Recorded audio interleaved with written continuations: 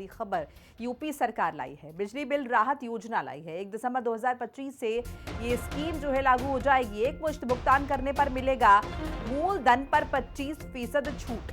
बकाए बिल पर 100% ब्याज की माफी भी मिलेगी। तो 1 दिसंबर 2025 से यह स्कीम लागू हो जाएगी। ये बड़ी राहत की खबर है उत्तर प्रदेश के लोगों के लिए। यूपी सरकार ने बिजली में राहत देने के लिए बिजली बिल राहत योजना लेकर आई है। क्या कुछ है, हमारे साथ बातचीत करने के लिए अधीक्षण अभियंता आरबी शर्मा जी है। सर, किस प्रकार की ये योजना है और किन किन लोगों को इसका लाभ मिलने वाला है? ये योजना जो घरेलू उपभोक्ता हमारे 1 किलोवाट 2 किलोवाट के हैं और प्लस जो हमारे वाणिज्यिक उपभोक्ता 1 किलोवाट तक के लिए हैं, उन्हीं के लिए ये छूट योजना लाई गई है। और ये 3 चरण में ये योजना लागू होगी। जनवरी ये 1 दिसंबर 2025 से लेकर के 31 दिसंबर 2025 ये पहला चरण हो जाएगा। दूसरे चरण में जनवरी माह पूरा हो जाएगा और तीसरा चरण फरवरी महीने में रहेगा पूरा। तो सर, पहले चरण में कितना % छूट मिलेगा, दूसरे चरण में कितना छूट मिलेगा और किस किस तरीके से छूट लोगों को या फ़ायदा राहत मिलने वाला है? ये तीनों चरण में ही ये योजना जो है, इसमें 100% की ब्याज इसमें छूट मिलेगी। और इसमें जो खास बात ये है कि इस बार मूलधन में भी छूट दिया जा रहा है। तो मूलधन में छूट जो है 25% दिया जा रहा है पहले चरण में, 20% फिर इसके बाद जो है फिर 15%, ऐसे करके तीनों चरण में अलग अलग मूलधन में भी छूट देंगे हम।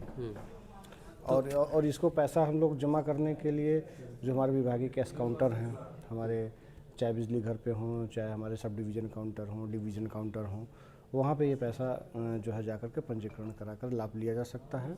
प्लस जो हमारे जो फिनटेक एजेंसी CSC वगैरह हैं, ये सब जनसेवा केंद्र पर भी जा कर के इस पंजीकरण करा सकते हैं। प्लस जो हमारी विभागीय वेबसाइट है upcl.org, उस पर भी जा कर के ऑनलाइन पंजीकरण करा करके लाभ लिया जाए। तो ये योजना शहरी ग्रामीण सभी लोगों के लिए? सभी लोगों के लिए, हाँ। अच्छा सर, एक और सवाल है कि जो अमाउंट का क्राइटेरिया है, बहुत लोगों का कम बिल आता है, बहुत लोगों का ज़्यादा आता है, तो अमाउंट का कोई क्राइटेरिया इसमें है? अमाउंट का क्राइटेरिया इसमें नहीं है। इसमें ये बताया गया है कि जो नेवर पेड हमारे उपभोक्ता हैं, नेवर पेड मीन्स कि इन्होंने 31 मार्च 2025 तक कोई भुगतान न किया है। और इसके बाद जो हमारे लॉन्ग अनपेड हैं, लॉन्ग अनपेड मीन्स 31 मार्च 2025 के पहले इन्होंने भुगतान किया, इसके बाद इन्होंने भुगतान कभी किया नहीं है। ये 2 तरीके के लोगों को कैटेगराइज किया गया है। अच्छा, एक लास्ट सवाल ये है कि जो जिनके ऊपर बिजली चोरी के मामले में मुकदमा दर्ज हो जाता है, उनके निस्तारण की भी आप लोग बता रहे थे, वो क्या है? निस्तारण में जैसे बिजली चोरी में किसी उपभोक्ता के विरुद्ध कोई प्राथमिकी दर्ज हो गई है थाने में, तो उनको भी जो 2 तरीके के उसमें होता है। एक तो समन शुल्क जमा करते हैं, कंपाउंडिंग बोलते हैं उसको, और दूसरा राजस्व निर्धारण होता है। तो कंपाउंडिंग तो उनको पूरा जमा करना है समन शुल्क। दूसरा जो राजस्व निर्धारण है, वो प्रथम चरण में उनको 50% ही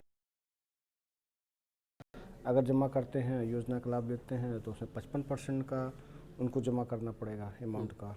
अगर तृतीय चरण में आते हैं तो उसको राजस्व निर्धारण का 60% जमा करना होगा प्लस कंपाउंडिंग। बिल्कुल, देखिए हमारे साथ बातचीत करने के लिए आरबी शर्मा जी थे, अधीक्षण अभियंता। हिंदी खबर के लिए वाराणसी से सत्येंद्र कुमार नंदा। और इसी के साथ इस बुलेटिन में फिलहाल इतना ही। नमस्कार।